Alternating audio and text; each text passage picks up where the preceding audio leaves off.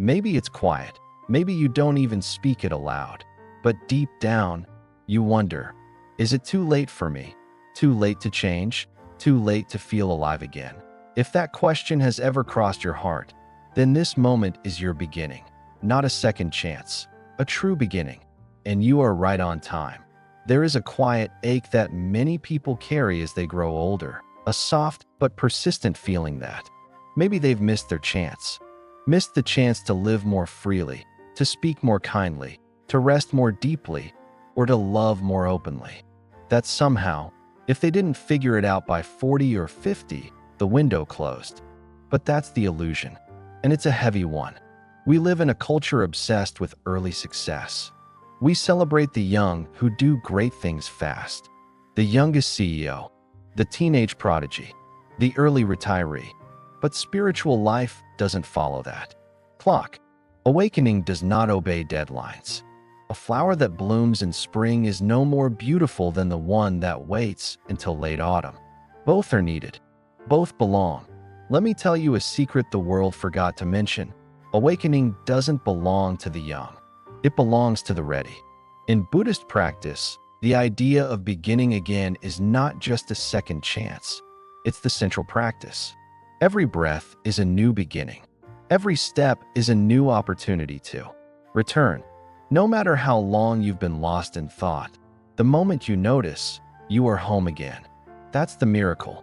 I once sat with a man in his 80s who told me he had lived most of his life being angry at his father, who had died decades ago. I didn't even realize how much of my life was shaped by that wound, he said. But now, I see it, and I want to let it go. There was no drama in his voice. Just clarity. Just peace. That was his beginning. And it was no less sacred because it came late. Many people think beginning again means changing everything. Moving to a new place. Starting a new career. Leaving a relationship. Sometimes it does, but more often, it's quieter. It might mean speaking more truthfully. Sitting with your morning coffee without distraction. Apologizing without defending yourself. Listening to someone you love, even if they've told the story before. These are small openings, but they are doorways into a freer life. The Buddha never said you must be perfect before you can awaken. He simply said, be aware. Start from where you are. Notice your breath. Notice your thoughts. Notice the places that feel tight in your chest. And begin again. Always, gently begin again. You see, there is something sacred about aging. Not because it grants wisdom automatically, but because it removes so many distractions. You no longer need to impress. You no longer need to win. The world grows quieter, and in that quiet, something deeper can emerge. A tenderness, a truth, and knowing that your life is not over, it's opening. And if you feel like you've wasted time or lived half asleep for years, please know that awareness itself is a doorway. That ache in your chest, that quiet regret, that restless longing, they're not signs that it's over. They're signs that you're waking up. So no matter your age, your past, your pace, whether you are 45 or 85, know this, you are not too late. You were simply being prepared. And now, you are finally ready. Because the real journey is not towards some future perfection. It's the simple, sacred act of returning again and again to what is real, to what is kind, to what is here. The pain of knowing too much and the freedom of letting go. There's a kind of heaviness that doesn't show up in blood tests or scans.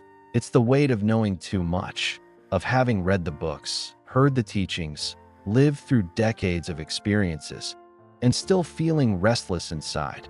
It's a quiet tension, carried by those who've spent a lifetime collecting knowledge but never quite felt the relief they were promised. We think if we just learn more, understand better, analyze deeper, we'll finally feel peace. But the truth is, the mind doesn't set us free. It just builds more beautiful prisons. In the West, we're trained to solve everything with thought, to figure it out, to diagnose it, to name the pattern, trace the trauma, explain the emotion. And while awareness is valuable, it can also become exhausting. Because sometimes, the deeper we dig, the more tangled we become in our own stories. Knowing isn't always the answer. In fact, sometimes it's the barrier. I've met many people in my years of teaching, psychologists, philosophers, engineers, professors, people who had brilliant minds and broken hearts.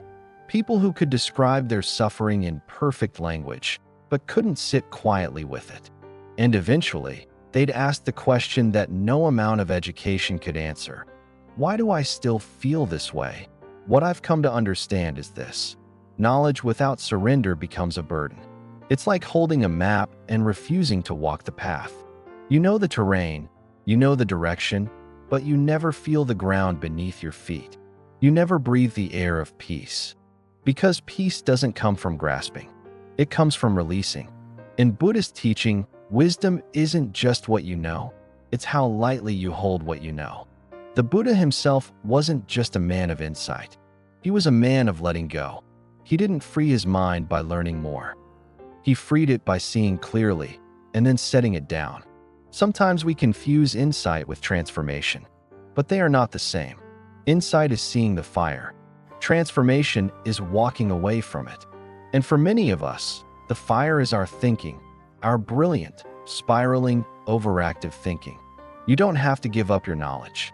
You just have to stop worshiping it. True wisdom is humble. It knows when to speak and when to stay silent. It knows when to reflect and when to rest. It knows that some answers come not from more effort, but from stillness. So if your mind is tired, if you've done all the work, read all the books, talk to all the therapists, and you still feel tight in your chest, try this. Stop trying. Sit quietly. Place your hand on your heart. And instead of asking, what else do I need to know? Ask, what am I ready to let go of? Because freedom doesn't come from solving yourself. It comes from softening toward yourself. And sometimes, the most intelligent thing you can do is rest your thoughts and return to your breath. In that space, beyond knowing, beyond fixing, you'll find a different kind of truth. One that doesn't explain your life. It just lets you live it. Time is not the thief. We just forgot how to be here. Time is not what steals life from us. What steals life is forgetting how to be here. Because when we were young, even one summer felt endless. A bike ride down the street could hold an entire universe. A picnic, a sunset, a single conversation with someone we loved. It all lingered. We didn't just pass through time. We lived inside it. And it lived inside us. But somewhere along the way, something changed. The years began to blur. We started saying things like, "Can you believe it's already May?" Or "Where did the week go?" Time didn't change. We did. We stopped paying attention. We traded presence for productivity. We filled our lives with to-do lists and appointments and background noise, until even our memories became thinner, quieter, harder to hold on to. It's not age that makes life feel like it's speeding up. It's repetition. It's routine. It's the way our minds check out the moment something becomes familiar. The brain, efficient as it is, stops recording what it recognizes. And so, days collapse into each other, not because they're too fast, but because we weren't truly there. This is what the Buddha called a kind of spiritual sleepwalking. He didn't speak of time as a curse, but of awareness as a doorway. And the key wasn't to add more time, but to be more alive inside the time we already have. I once spoke with a woman in her 70s who told me, "I don't remember most of my life, not because I didn't live it, but because I wasn't really there." That sentence stayed with me. Not because it was dramatic, but because it was so heartbreakingly honest. And I realized, it's not that we need more years. We need to be more awake in the years we already get. This isn't about chasing novelty or excitement. You don't need to move across the world or take up skydiving to feel alive. Sometimes, all it takes is walking the same path with your eyes open, eating your breakfast without distraction, feeling the breeze on your face without naming it, being in a conversation without planning your next response. These small acts of presence are not small at all. They are how we stretch time, not in minutes, but in meaning. There is a quiet rebellion in pausing for no reason, in breathing deeply while everyone else is rushing, in touching your own hand and remembering, I'm still here. I'm still breathing. This is still my life. The most powerful thing you can give yourself isn't more hours. It's more presence. And presence is built in moments. Tiny moments. Moments where you choose to come back, to feel, to witness, to remember that this, right here, is all that ever truly exists. Time was never the thief. We simply stopped listening. The silent regrets in relationships we never mended. There are words we never said, conversations we postponed until they became impossible, people we once loved deeply, who now live only in memory, or worse, in silence that still echoes across the years. And perhaps the hardest part is this: we don't even remember what started the distance. We just know it's there. A quiet absence that lingers like fog over the heart. It's strange, isn't it?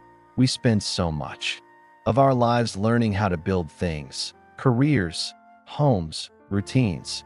But no one teaches us how to repair what matters most: our relationships.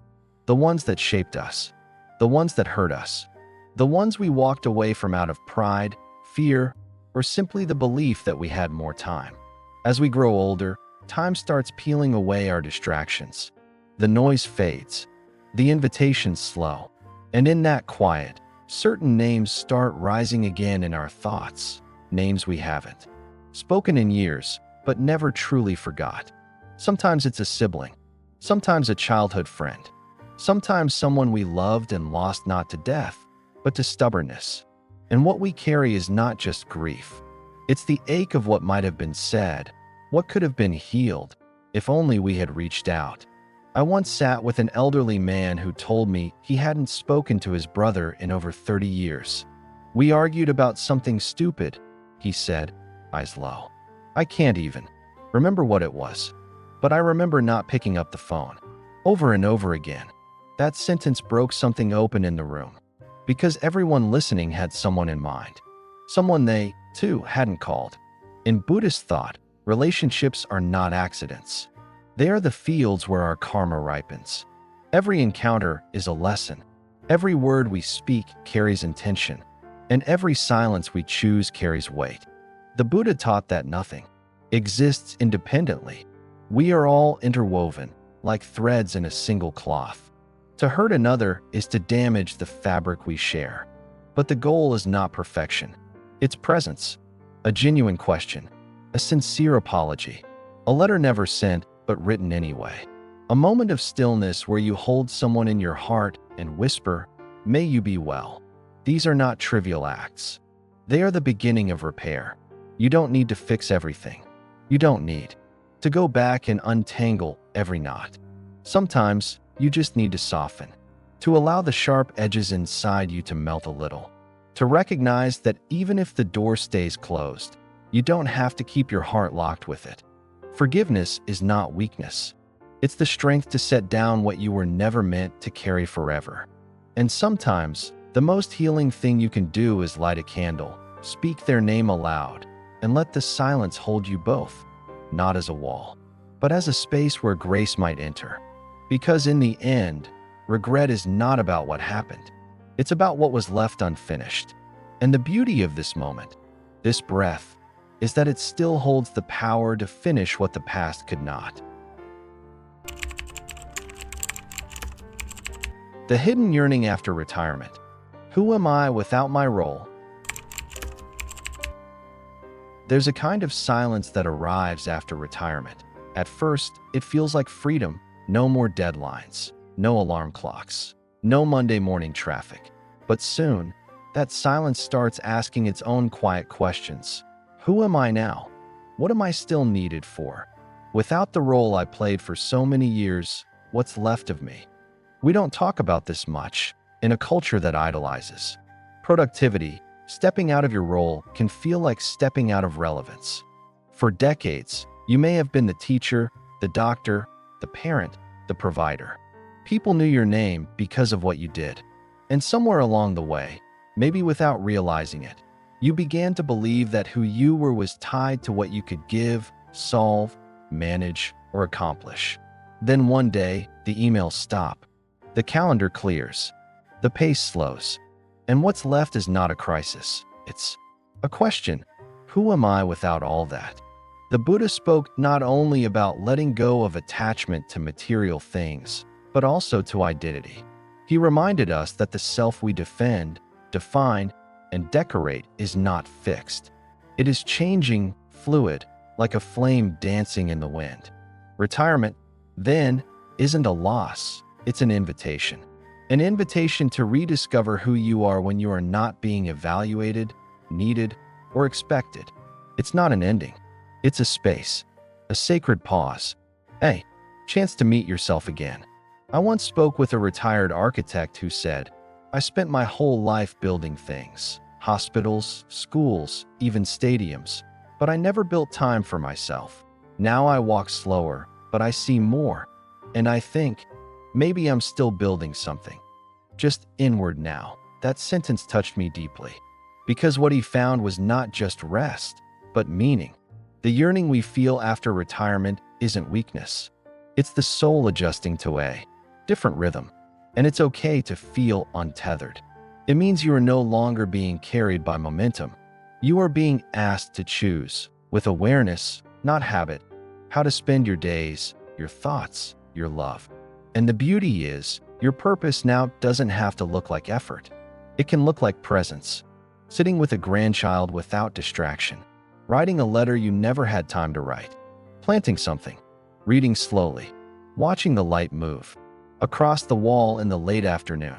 These are not empty acts. They are offerings. They are dharma in disguise. You are not irrelevant. You are simply being invited into a deeper kind of relevance. One that isn't tied to titles, achievements, or applause. One that comes from being deeply, unmistakably human. So if the question arises, who am I now? Let it. Don't rush to answer. Sit with it. Walk with it. Let it open something in you that your old roles never had time to explore. Because this is not just the next chapter. It's the return to the page you never got to write. And what you write now doesn't need to be impressive. It only needs to be true. The body is aging, but the heart can still learn to kneel in kindness. The body is aging. That much is undeniable. The knees creak a little louder. The back resists more than it used to. You forget where you placed the keys or why you walked into a room in the first place. These are not failures. They are simply the language of time, gently speaking through the body, reminding you that you've lived and that you're still living. But if we are not careful, we begin to see these changes as betrayals. We speak harshly to our bodies. We scold them for being tired. We push them when they ask to rest. We treat them like machines that should still function like they did 20 years ago. We forget that this body has carried us through every heartbreak, every joy, every sleepless night, and celebration and ordinary day in between. And now it asks not for perfection, but for compassion. One woman I met at a retreat said, "I used to be angry at my body for slowing down. But now I realize it's not slowing down. It's asking me to listen." That shift in perspective changes everything. Because what we call decline might actually be an invitation to be gentler, to be softer, to return to the moment with a kind of presence we never needed when we were rushing. The Buddha taught that the body is not something to conquer or control, but to understand. It is the first foundation of mindfulness. Not because it's perfect, but because it's real. It anchors us in the present. It humbles us. And if we let it, it teaches us how to love not what is ideal, but what is true. There's something deeply human about touching your own hand and saying, "Thank you." About feeling the beat of your heart and recognizing it's been there for you, without asking for praise, every single day. When we turn toward the body with kindness, we don't just improve our health. We heal our relationship with existence itself. You don't need to run marathons or defy age to be alive. You only need to be here, fully, softly, truly here. A short walk in the morning sun, a deep breath before you stand, a quiet moment with a warm cup of tea. These are not just habits. They are rituals of reverence. And if some days the body aches more than usual or your energy feels thin, let that be part of the practice too. Not something to fight, but something to feel. Something to meet with presence and patience. This is where kindness kneels, not in grand gestures, but in the small, daily acts of caring for this temple of skin and breath. To age is not to fall apart. It's to come closer to the truth, that everything changes, that beauty softens, that strength evolves into tenderness. And the most powerful thing you can do now is not resist the body's truth, but love it as it is, while it's still yours to care for. Because the body may be aging, but the heart, if you let it, can still learn to kneel in kindness. Wisdom isn't what you know, it's what you're willing to feel. We often confuse intelligence with wisdom. We think the wisest people must be the ones who know the most, who've read the books, collected the degrees, and can explain things with clarity. But real wisdom doesn't show up as explanation. It shows up in silence, in presence, in the quiet courage to sit with what is hard to feel. I've met people who could describe every detail of their trauma, but still couldn't forgive. People who could speak about impermanence, attachment, the Eightfold Path, but still couldn't let go. Not because they lacked knowledge, but because they hadn't yet allowed themselves to feel, to grieve, to soften, to surrender their armor and actually touch the raw ache beneath the understanding. The Buddha never asked us to become scholars.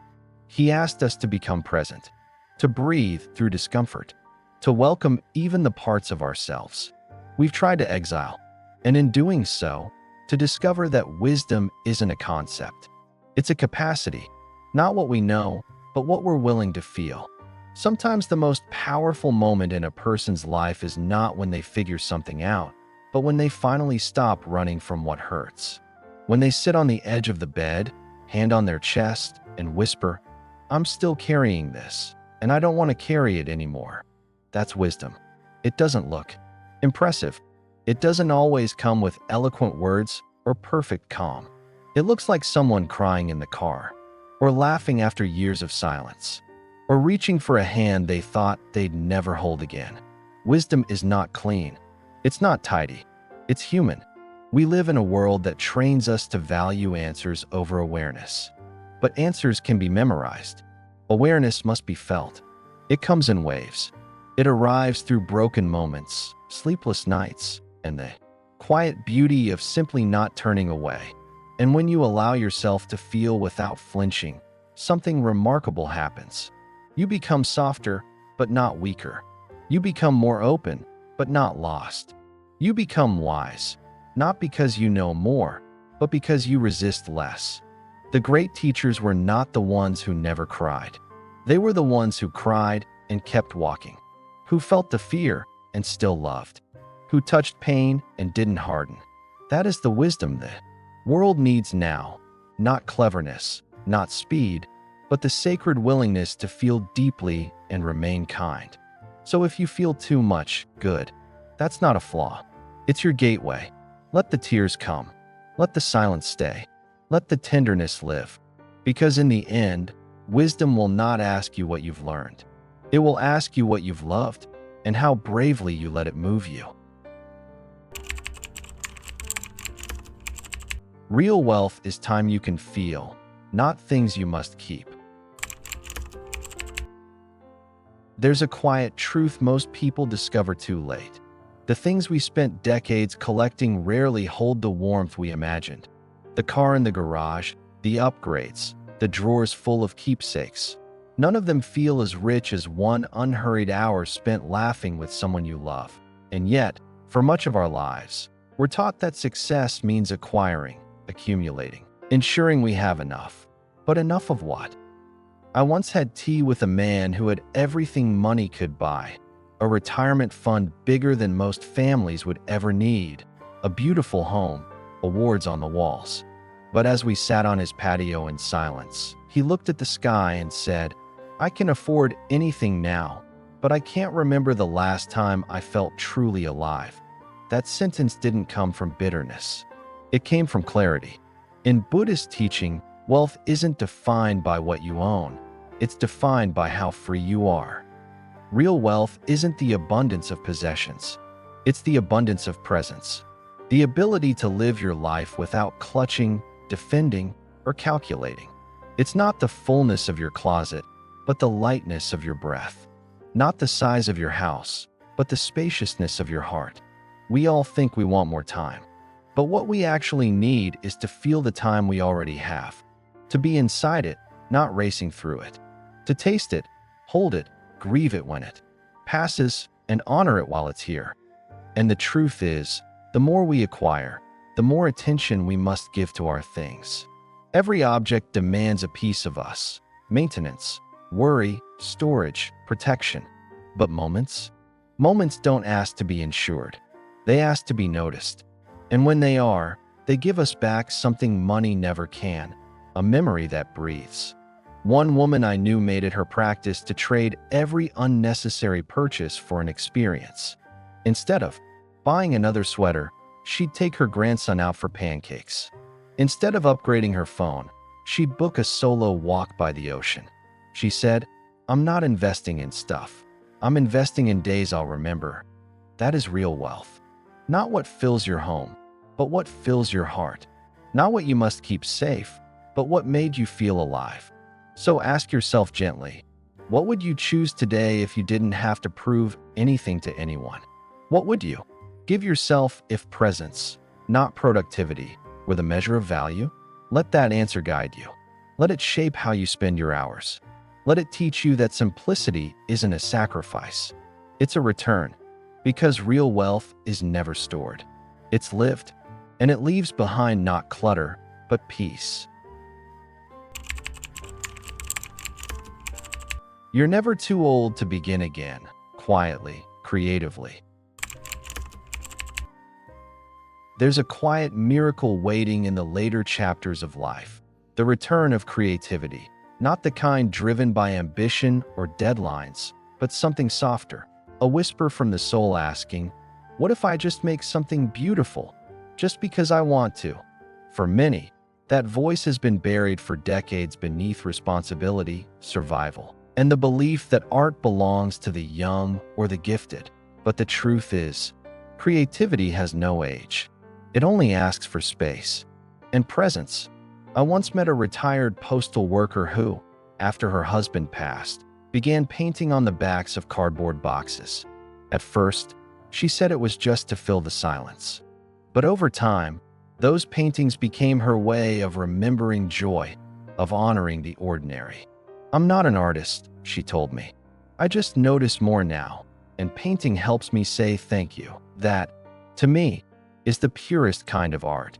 In Buddhism, creativity is not something outside the spiritual path. It is the path.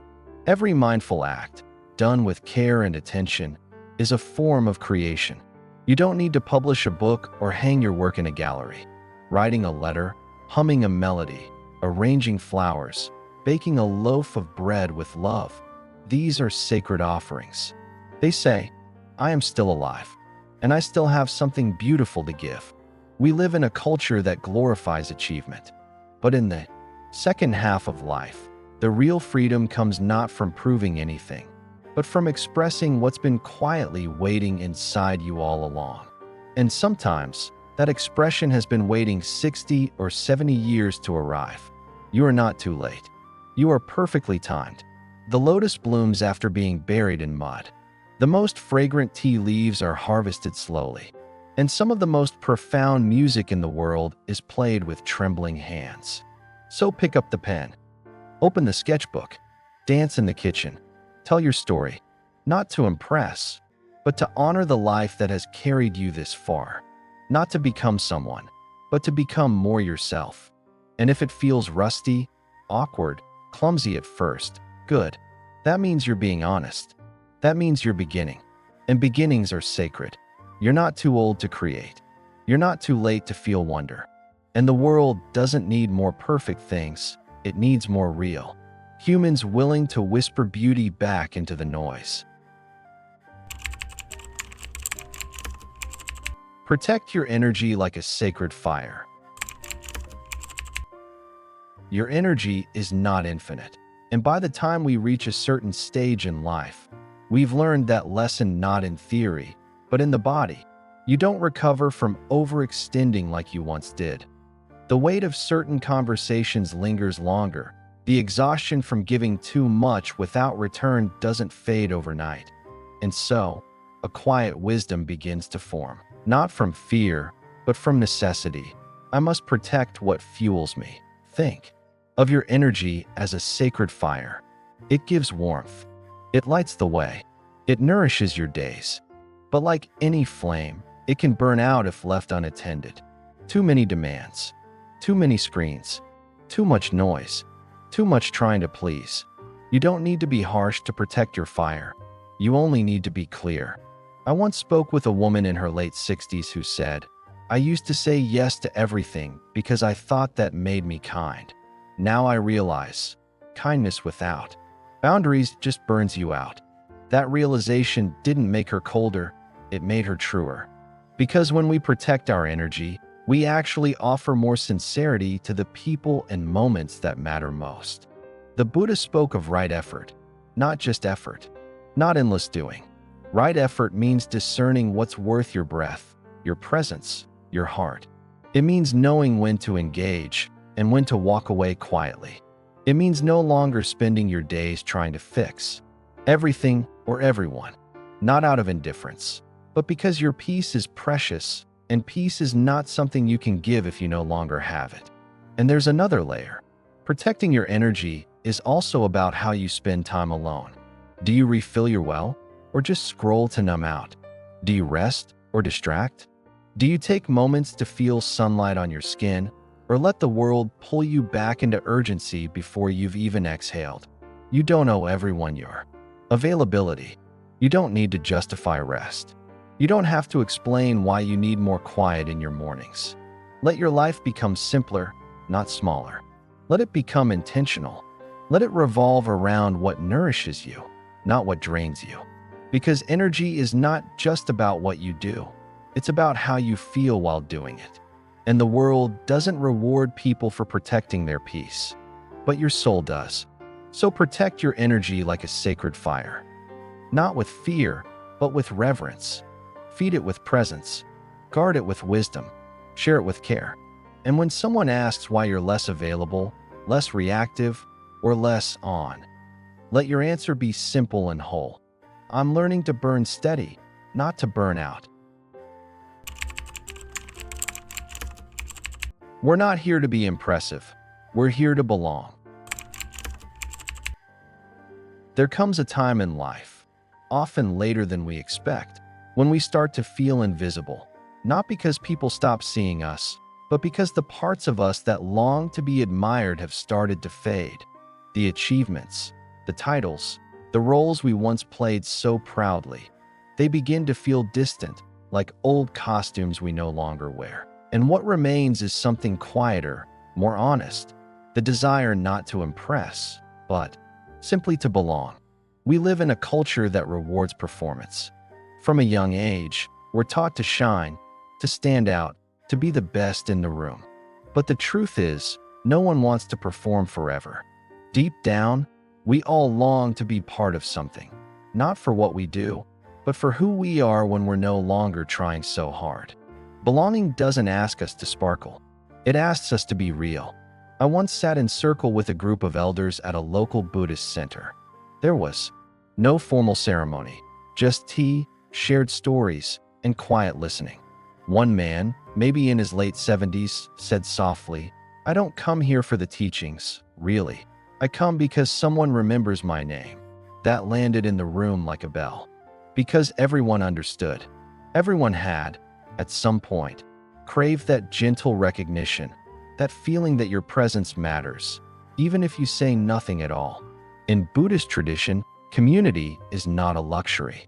It is one of the three jewels: Buddha, Dharma, Sangha. And Sangha doesn't mean a crowd.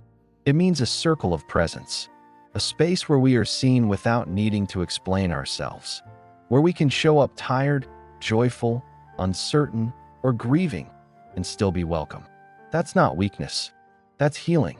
You don't have to prove your worth to be loved. You don't have to have it all figured out to be included. And you certainly don't have to impress anyone to belong. In fact, the more we let go of the performance, the more space we make for real connection.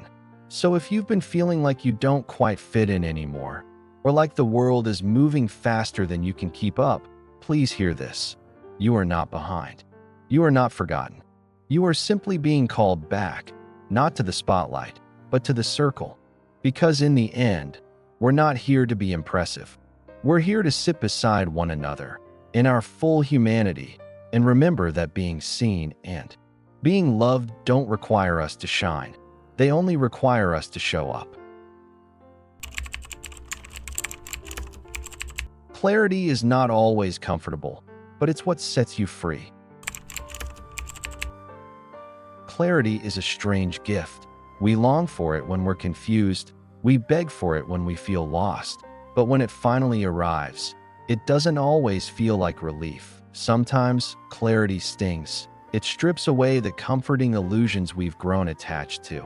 It shows us truths we weren't quite ready to see. And yet, even when it's uncomfortable, clarity is what begins the work of freedom. There's a moment many people reach later in life when they stop asking, "What do I want?"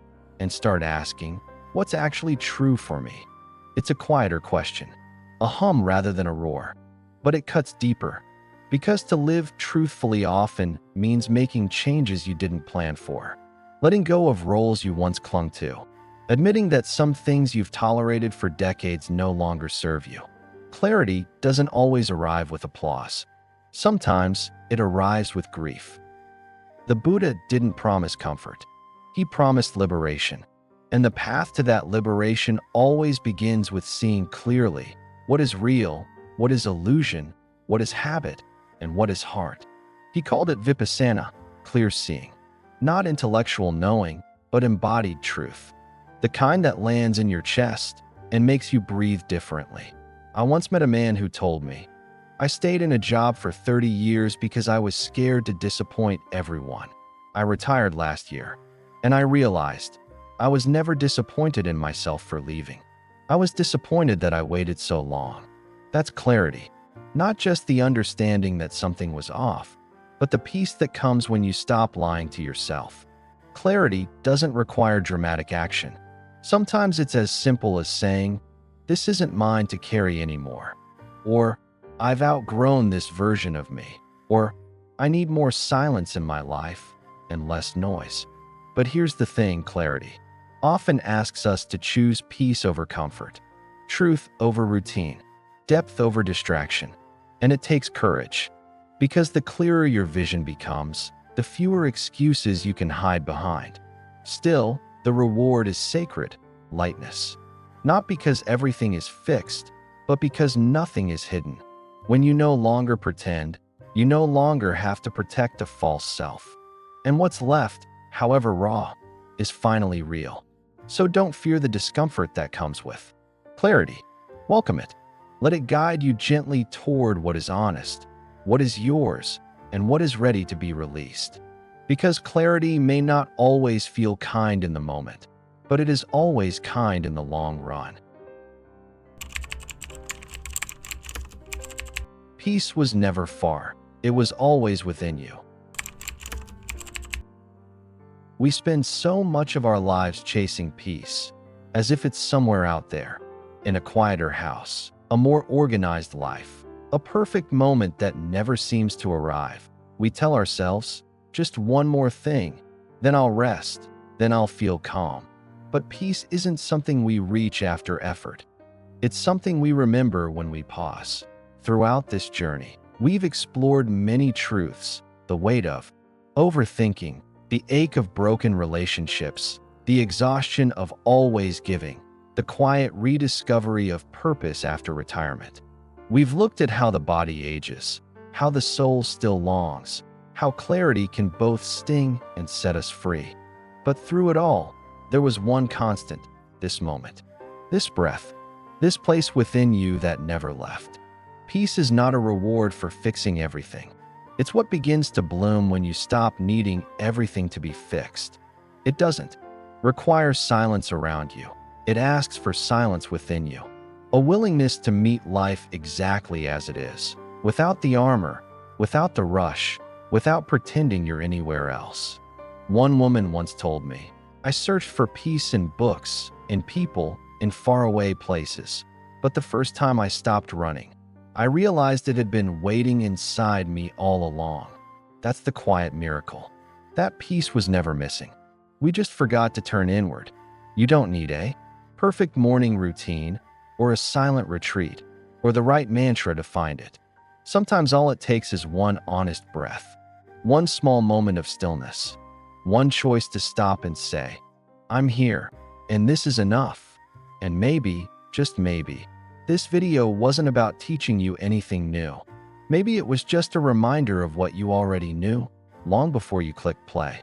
So as this reflection comes to a close, let it not be an ending, but a beginning, a quiet return to yourself, a soft invitation to live with a little more presence, a little more slowness, a little more love. And if any part of this journey touched something inside you, consider sharing it with someone who might need that same reminder. That, too, is a form of generosity. If you'd like to walk further with us, there are more teachings, more stories, more moments of stillness waiting, right here. You're welcome to stay, because peace was never far. It was simply waiting for you to come home.